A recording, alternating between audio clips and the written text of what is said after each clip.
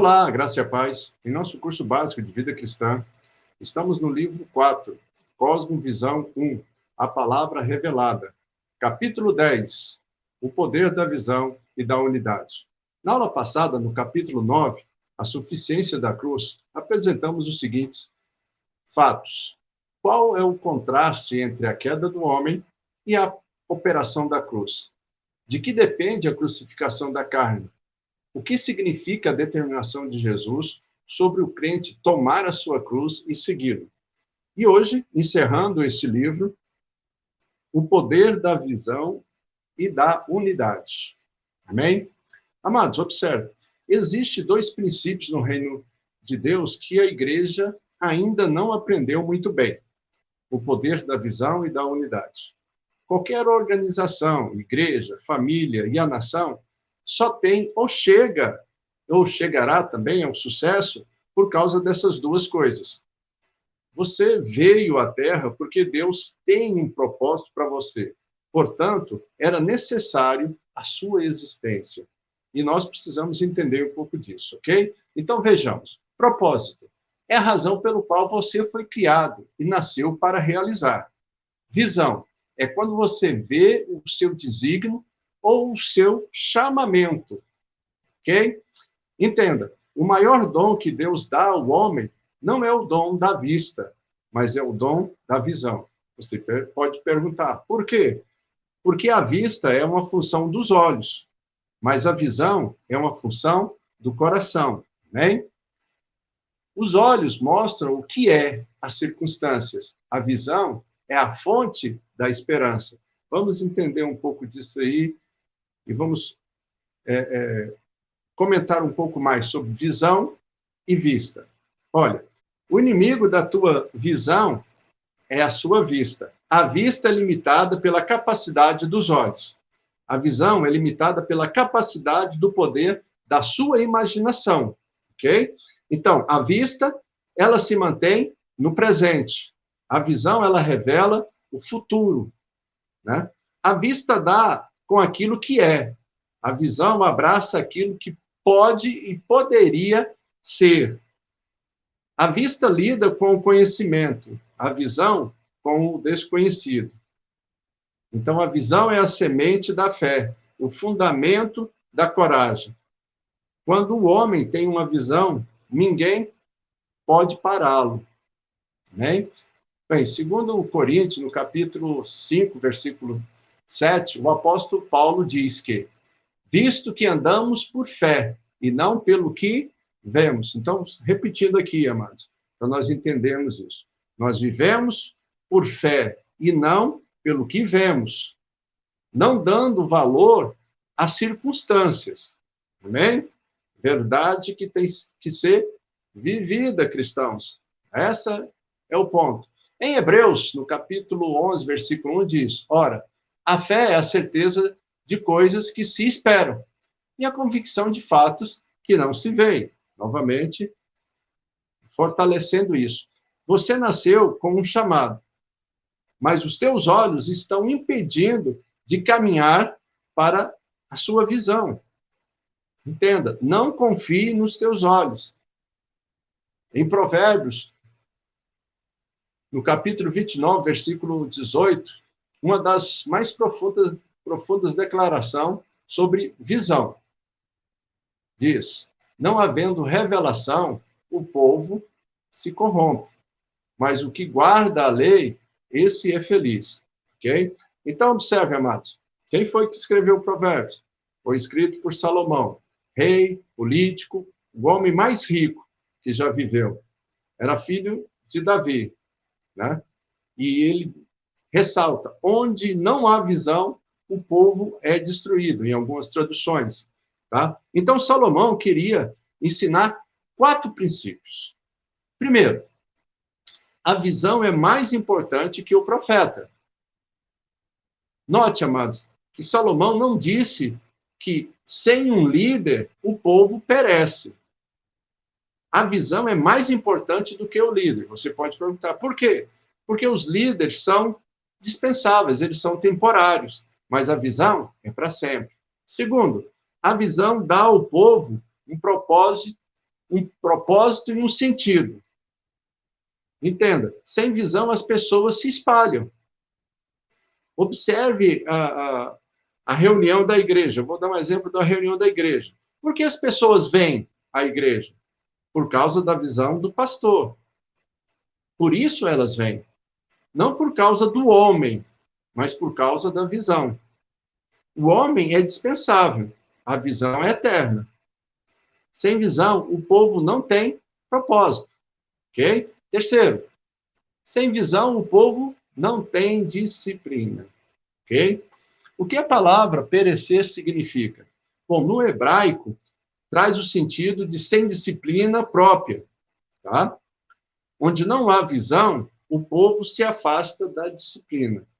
Portanto, perecer significa perda do controle, perder a ordem, o sentido ou o norte. A visão cria a disciplina. É verdade em qualquer lugar que você esteja, na sua casa, na sua família, na sua igreja e principalmente na sua nação. Pois se não tiver uma visão, a nação se transforma num caos. Quarto e último, a visão é a fonte da unidade. Observe, a chave para a unidade não é a uniformidade, mas a visão. A visão é que mantém o povo unido. Amém? E Deus te deu uma visão para estruturar e fortalecer a sua vida. Quando você recebeu, ou quando você recebe uma visão, você estará sozinho, pois a visão sempre é pessoal, mas nunca é particular ou privada. Aí você pode questionar, mas o que isso significa, pastor? Que a visão, mesmo sendo pessoal, ela tem a força de ser corporativa. Ou seja, a visão pessoal tem que ser realizado dentro de entendimento corporativo, ok? Então, a visão nunca será realizada isoladamente. Ela precisa de outras visões para ser realizadas. Um exemplo bíblico aqui para facilitar. Qual foi o primeiro ato de Jesus quando ele começou o seu ministério? Foi escolher os seus 12 discípulos. Uma visão pessoal, mas para realizar de forma corporativa. Ele não podia fazer sozinho. Nunca a visão pode ser realizada isoladamente, amados, pois ela precisa de outros. E Paulo sempre orienta que vivêssemos em unidade na igreja. Entenda isso, é que a tua visão precisa dessas outras visões para se materializar. E nós temos que entender isso, porque ninguém faz tudo sozinho. O pastor, ele precisa de colunas para ajudar no seu ministério. Ele não vai fazer tudo. Até mesmo na liturgia tem o dirigente, ele abre, ele mesmo faz as coisas sozinho, ele chama o grupo de mulheres para cantar, depois ele passa para o grupo de louvor, ele dá a palavra para uma pessoa trazer um testemunho, fazer uma oração, dar uma saudação. E nós temos que entender isso. Lá em Gênesis, no capítulo 2, verso 18, diz assim: disse mais o Senhor Deus, não é bom que o homem esteja só. Far-lhe-ei um auxiliador a que lhe seja idôneo. Deus cria a interdependência para manter a humildade. Amados, observe no diálogo de Deus com Moisés, em Êxodo, no capítulo 3 e capítulo 4. Eu vou parafrasear um pouco para ficar mais fácil, para nós termos um entendimento do que estava acontecendo. E depois vocês leem em Êxodo 3 e o capítulo 4, capítulo 3 e 4. Então Deus diz: Moisés, aqui está o seu propósito para a sua vida. Foi por isso que você foi gerado. Você nasceu para libertar o povo do cativeiro do Egito. Então, Deus deu a instrução pessoal para Moisés. E qual foi essa instrução? Vá para o Egito, pegue o povo e traga para o deserto para me adorar. Este é o teu propósito e este é o teu desígnio. Amados, vamos lembrar um pouco da história de Moisés. Ele tinha uma visão que ele poderia ser o libertador do seu povo. Mas quando ele viu um egípcio oprimindo um israelita, Moisés tornou-se irado. Entenda isso, o teu propósito te faz irar. Ele viu que tinha nascido para fazer. Né? Então, aquilo que você reclama é exatamente aquilo que você nasceu para corrigir. Né? Amém? Então, todas as vezes que Jesus viu a opressão do pecado, né, ele ficou irado. A Bíblia diz que ele era movido por profunda compaixão. Aí vem a pergunta: o que é compaixão? É a forma correta de você irar. Né? Entenda isso. Se você vê o sofrimento das pessoas e não liga, é porque você ainda não encontrou o seu propósito. Pois o teu propósito te leva a querer transformar aquela situação, aquela circunstância. E na época de Moisés, ele era um príncipe do Egito. Tinha poder, riquezas, liberdade, etc. Mas quando Moisés viu a opressão do israelita, ele esqueceu de seu título, da sua posição. As pessoas não te dão um dom, mas elas reconhecem o dom que está em você. Portanto, terá que parar de reclamar e ir e mudar a situação que nos deixa irado. Deixe de reclamar. O detalhe é agir. É a tua visão que está falando e revelando para você o porquê que você foi chamado. Então, voltando aqui. E o que fez Moisés? Bom, nós sabemos, ele atacou o egípcio e o matou. Então, o que nós podemos resumir disso? Ele tentou libertar os israelitas um de cada vez. E então se tornou fugitivo, por causa da sua paixão. Porque quis realizar a visão sozinho. Então, amados, a tua visão é o teu propósito. Irão fazer de você um fugitivo. E Moisés correu para o deserto. Aí, 40 anos depois, né, Deus vem e diz: Moisés, como é que você está? E Moisés responde: bom, eu sou pastor, eu sou um pastor, né? E Deus diz: não, é apenas um emprego, não é o seu trabalho. Entenda isso, amado, o seu emprego é o que te pagam para fazer, e você pode aposentar. O trabalho não, é o que você nasceu para fazer, é um dom, você não aposenta. Tá? Moisés, ele não podia correr do seu propósito. 40 anos mais tarde, Deus disse a Moisés: você quer terminar o que você começou, Moisés? E Moisés diz: Senhor, eu tenho medo. Eu não posso ir para o Egito. Eles estão me procurando, eles querem me matar. Eu sou um fugitivo. Senhor, eu sou um assassino. E Deus diz: eu estou contigo. Moisés retrucou: eu não posso falar. E Deus disse a ele: eu sei, eu te fiz assim, para que você não falasse. Vamos entender um pouco desse mistério, amado. Em Êxodo, capítulo 4, Deus diz a Moisés: vá, liberte o meu povo. E Moisés diz, no versículo 10, então disse Moisés ao Senhor: ah, Senhor, eu nunca fui eloquente no falar, nem outrora, nem depois que falaste ao teu servo, pois sou pesado de boca e de língua.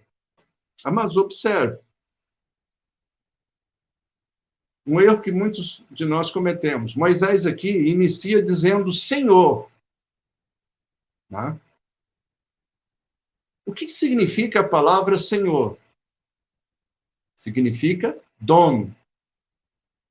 O Senhor poderia dizer, eu sou o seu dono, Moisés, e você é meu filho.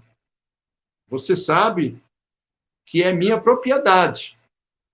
Se Deus é Senhor, o que eu sou? A resposta seria servo. Né? Moisés reconhece a sua posição de servo e que tinha um defeito. Mas muitos de nós, às vezes, nós queremos que Deus faça aquilo que nós pedimos para Ele, ou determinamos para Ele fazer. E se Ele não fizer, nós ficamos magoadinhos. Né? Murmuramos, fazemos bico, mas esquecemos desse princípio. Ele é Senhor, eu sou servo.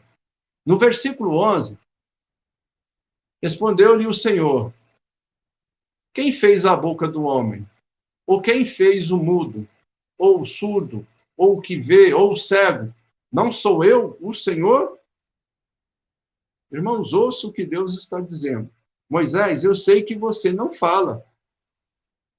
Eu faço o homem cego, eu faço o homem surdo e mudo.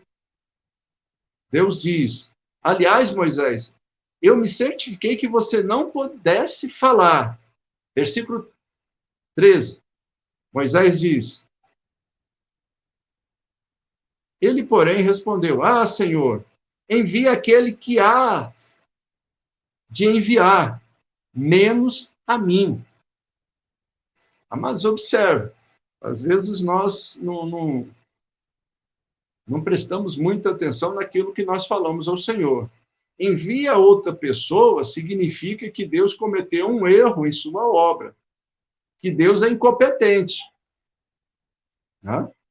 Observe já no versículo 14. Então se acendeu a ira do Senhor contra Moisés e disse, não é Arão, o levita, teu irmão? Eu sei que ele fala fluentemente. E eis que ele sai ao teu encontro e, vendo-te, se alegrará em seu coração. Vamos começar a entender esse ponto, amados. Observe, por horas e horas, o Senhor estava falando a Moisés da autoridade, do poder que estava sobre ele. E ele fugindo do seu ministério, do seu chamado.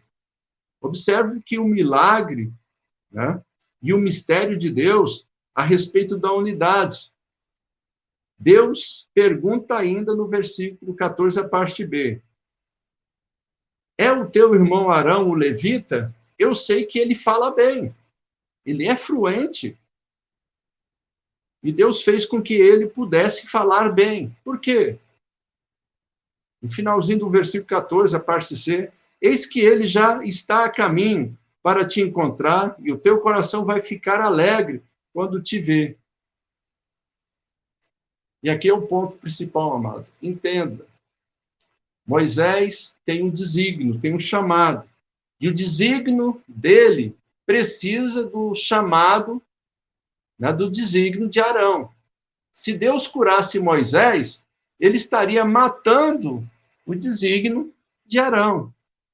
O propósito de Arão. Ou seja, as minhas debilidades serão supridas com a unidade dos meus irmãos. Nós nos completaremos. Foi o que eu havia dito anteriormente. Né? O pastor não pode fazer tudo. Ninguém pode fazer tudo na igreja. Precisa de colunas, de outras pessoas para ajudar. Então, todas as vezes que, voltando aqui a esse ponto, todas as vezes que Moisés foi diante de Faraó, sabe quem falou, amados? Arão. E nós pensamos que Moisés falou ao Faraó. Ele nunca falou.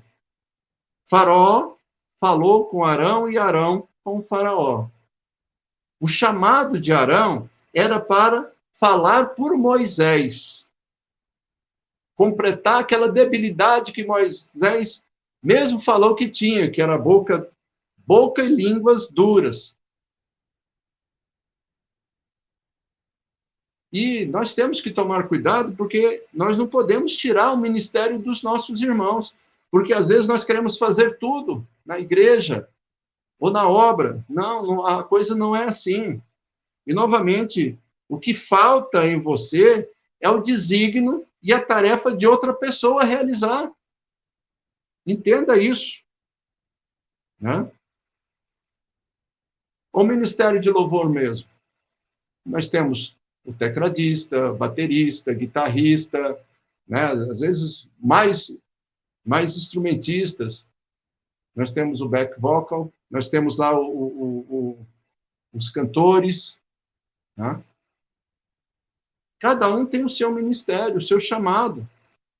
Nos versículos 15 e 16 do capítulo 4 de Êxodo, tu, pois, lhe falarás, e lhe porás na boca as palavras. Eu serei com a tua boca e com a dele, e vos ensinarei o que deveis fazer. Ele falará por ti ao povo. Ele te será por boca, e tu lhe será por Deus. Observa aqui, amados, que Deus está transferindo a autoridade dele para Moisés. Né? E o que era para Moisés fazer, ele transferiu para Arão. E Deus disse a Moisés, ele falará ao povo por ti. A tua visão precisa da visão de outras pessoas. Todas as vezes que uma alma vem para Cristo, e se tem ali o auxílio de 10 irmãos, 15 irmãos, ou 20 irmãos, né? Na conversão daquela alma, o crédito é individualizado. Vai ser compartilhado na conta de todos eles nos céus. É por isso que Jesus disse em Mateus 25, 40, parte B, o menos que você fizer para um desses meus irmãos, você fez para mim. Amém? A unidade, amados, é unir as diferenças em torno de uma visão. Ok? A visão é maior que os nossos desejos, ambições pessoais, vontade e denominações. Né? E, às vezes, algo que está impedindo o crescimento da obra da igreja é exatamente isso. A falta de nós conhecermos o poder da visão e da unidade.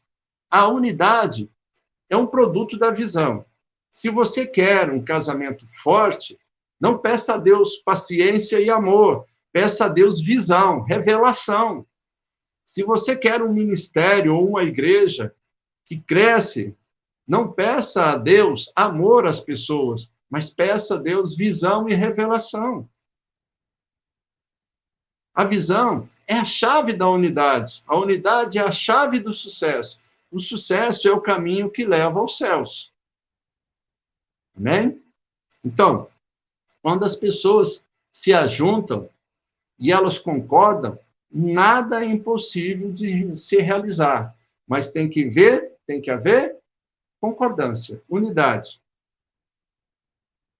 Então, quais são os maiores inimigos da visão? Bom, primeiro, a vista. E segundo, é a divisão. Vamos entender esse segundo ponto, já que o primeiro nós já falamos bastante, sobre a vista. Observe, amado, o prefixo grego di significa duas. Toda palavra que inicia com o prefixo di, ele divide a palavra em duas. Exemplo, divisão, divórcio, etc. Né? Vamos tentar explicar isso melhor um pouco. A palavra visão significa óptica. Óptica significa, na Bíblia, uma visão única. Então, quando eu tenho a palavra divisão, significa que eu tenho duas visões únicas no mesmo lugar. O que não se ligam. né? Por quê? Porque perdeu a unidade. A igreja é poderosa apenas se existir uma visão, um propósito. Jesus disse que a única maneira para destruir a igreja, uma casa, uma família, uma nação, é a divisão. Em Mateus, capítulo 12, versículo 25, Jesus diz: Jesus, porém, conhecendo-lhes os pensamentos, diz: todo reino dividido contra si mesmo ficará deserto, e toda cidade ou casa dividida contra si mesma não subsistirá. Amém? Então, quando o reino tem duas visões, ela não sobrevive. Ele não sobrevive. Então, submeta-se e crie unidade. Entenda, submeter é uma decisão, é uma escolha. Né? Vamos ver algumas passagens bíblicas. Eu só vou falar, depois os irmãos conferem, por favor, lá em Efésios, no capítulo 5, versículo do 22 ao 24. A palavra lhe orienta as mulheres a agir da seguinte maneira: as mulheres sejam submissas aos seus próprios maridos, como ao Senhor, porque o marido é o cabeça da mulher, como também Cristo é o cabeça da igreja, sendo este mesmo o salvador do corpo. Como, porém, a igreja está sujeita a Cristo, assim também as mulheres sejam em tudo submissas ao seu marido. Não estamos aqui levantando pontos machistas, não, amado. Né? Nós estamos falando de questões de autoridade, porque nós sabemos que no matrimônio, a mulher foi feita por Deus como auxiliadora do marido, para estar do lado dele. Não na frente, não atrás, mas do lado. Ok? Então, essa discussão aí, um outro ponto, nós podemos voltar nesse assunto. Já em Romanos, no capítulo 13, versículo 1 e 2, a orientação é submeter-se às autoridades. Todo homem seja sujeito às autoridades superiores, porque não há autoridade que não proceda de Deus. E as autoridades que existem foram por ele instituídas. De modo que aquele que se opõe à autoridade resiste à ordenança de Deus. Os que resistem trarão sobre si mesmos condenação. Então, o que o diabo tenta colocar no nosso coração? A desarmonia, a desobediência. Observe como isso funciona e é sério, amados. Lá em Números, no capítulo 12, versículo 14 e seguintes, a irmã de Moisés, Míriam, e o seu irmão Arão, eles estavam na frente do povo com Moisés. E Míriam, ela estava para destruir o seu ministério. E aqui eu abro um parênteses. Quantos de nós não estamos para destruir o nosso ministério, a nossa visão, o nosso propósito, por se levantar contra as lideranças que estão sobre nós? Fechando parênteses agora. Então, entenda, Míriam, ela disse o seguinte: Deus fala comigo também, Moisés. Isso aqui foi devido a Moisés ter arrumado uma nova esposa, e ela não concordar com isso. E a Bíblia diz que a ira de Deus se acendeu contra ela. Entenda, amados. Míriam era a irmã mais velha de Moisés. Provavelmente, ela o alimentou, ela o vestiu, ela conhecia suas fraquezas, Ela foi aquela que foi atrás daquele cesto de junco, quando foi jogado no rio Nilo, para saber onde foi parar. Mas Deus disse: Míriam, eu vou te matar. E Deus colocou lepra em Míriam. Por quê? Porque Deus sabia que se duas visões se desenvolvessem naquele ministério, iria destruir a visão de Deus, o projeto de Deus. E Deus disse a Moisés que iria matar a sua irmã. Entenda isso, amados. Deus odeia duas visões. Por exemplo, o teu esposo tem um sonho, tem um chamado, tem um ministério, mas você tem uma carreira. E você pode dizer: eu não vou entregar a minha carreira para o meu esposo. Né? Ou seja, você está destruindo o seu casamento. Mas, às vezes, vamos mudar um pouquinho aqui para falar aqui. Né? Mas, às vezes, a esposa é que tem a visão, é ela que tem o ministério.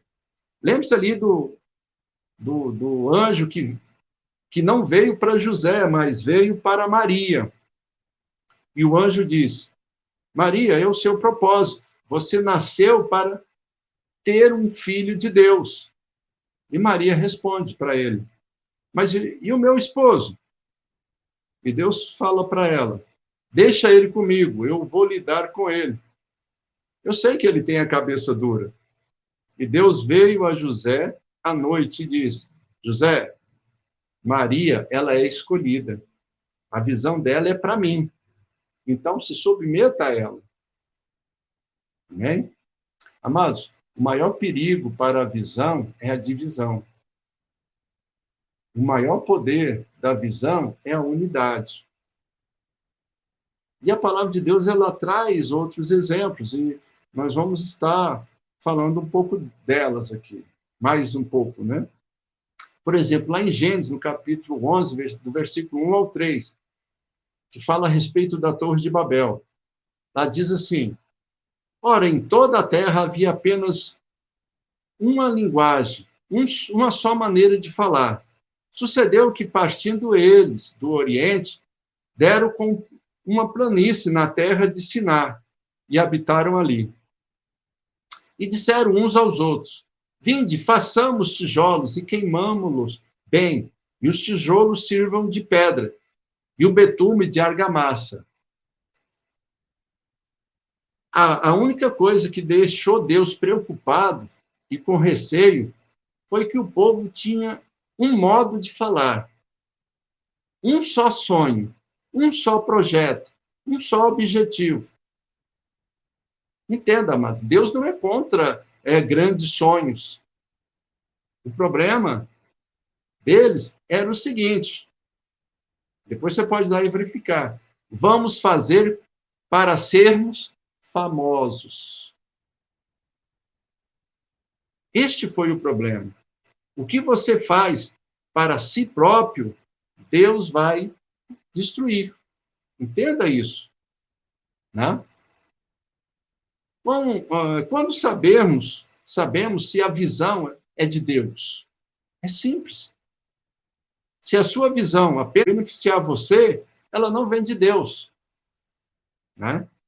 Agora, se a tua visão beneficia a humanidade, ajuda as pessoas, dá poder a outras pessoas, liberta outras pessoas, esta visão é de Deus. Porque você está trabalhando para os outros, você está compartilhando com os outros. Né? E nós temos que tomar cuidado para que a minha visão, a sua visão, não se transforme em ambição pessoal. Isso não vem de Deus. Mas a riqueza é um produto da obediência a Deus. Não é o seu alvo, o seu objetivo. Buscai, pois, em primeiro lugar, o reino de Deus e a sua justiça, e todas as outras coisas vos serão acrescentadas. E essas outras coisas pode ser o benefício da riqueza. Mas se Deus te dá uma riqueza, é para que você compartilhe com as outras pessoas. Amém? Nós temos que entender isso. Continuando ali em Gênesis 11, no versículo 5. Diz: então desceu o Senhor para ver a cidade e a torre que os filhos dos homens edificaram. Observa, amado, Deus estava preocupado, pois quando as pessoas concordam na mesma visão, Deus acrescenta ali: não é impossível para eles nada.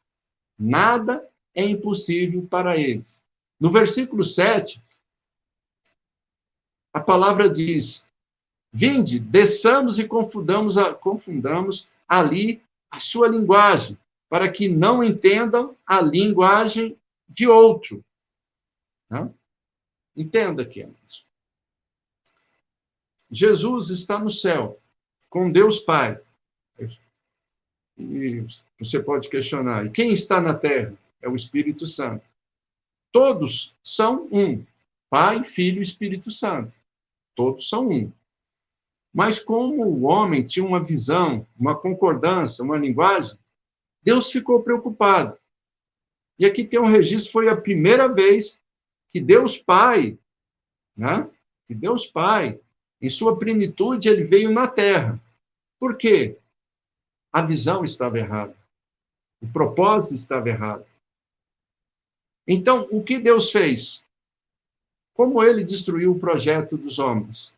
Ele confundiu a língua, para que eles não pudessem entender um ao outro. Então, cuidado. Nós temos que ter cuidado com duas visões. E nós vimos aqui que Deus destruiu a linguagem que gerava a concordância. A sua concordância trazia unidade. Agora, observe, 4.000 anos depois, ou mais tarde, Deus enviou Jesus, que morreu na cruz e depois ressuscitou e liberou o Espírito Santo. Né? E Deus diz, agora eu quero, vá se ajunte novamente como uma só língua e um só propósito. E nós já estamos terminando, amados, ok? Como registra lá em Atos, no capítulo 1, versículo 8. Diz, mas recebereis poder ao descer sobre vós o Espírito Santo, e sereis minhas testemunhas, tanto em Jerusalém, como em toda a Judéia e Samaria, e até os confins da terra. E então aqui o Espírito Santo veio, e eles foram cheios do Espírito Santo. Eles falavam em línguas estranhas. E aqui, amados, o falar em línguas é a restauração da unidade. É por isso que o diabo luta contra as línguas estranhas. Por isso que hoje muitas igrejas têm dificuldades em falar em línguas estranhas, né? Porque as línguas estranhas, ela traz edificação, aproximação com Deus. Pois as línguas faz de nós um só. E quando ele se torna, e quando nós nos tornamos um só, né, nós podemos muitas coisas.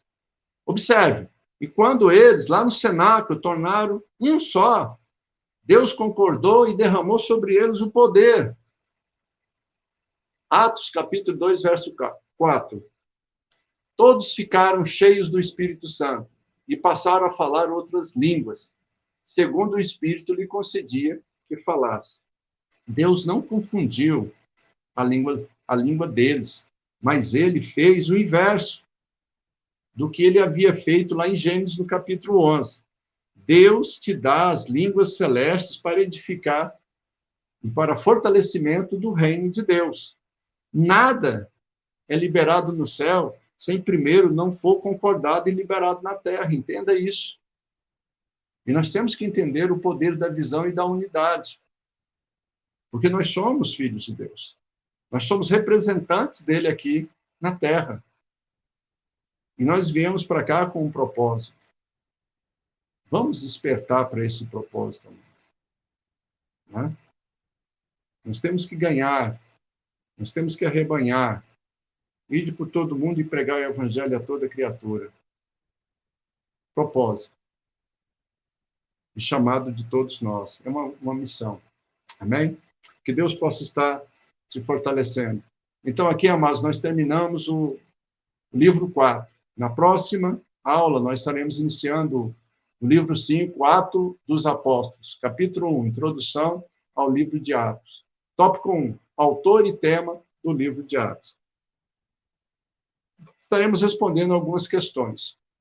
Qual é o objetivo principal do livro de Atos dos Apóstolos? Segundo, os livros de Lucas foram dirigidos a Teófilo. Quem foi Teófilo? Segundo a tradição, Lucas sofreu qual martírio?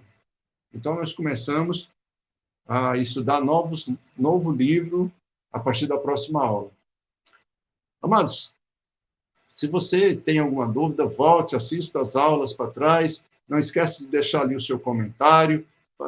Se você tem um questionamento, faça esse questionamento.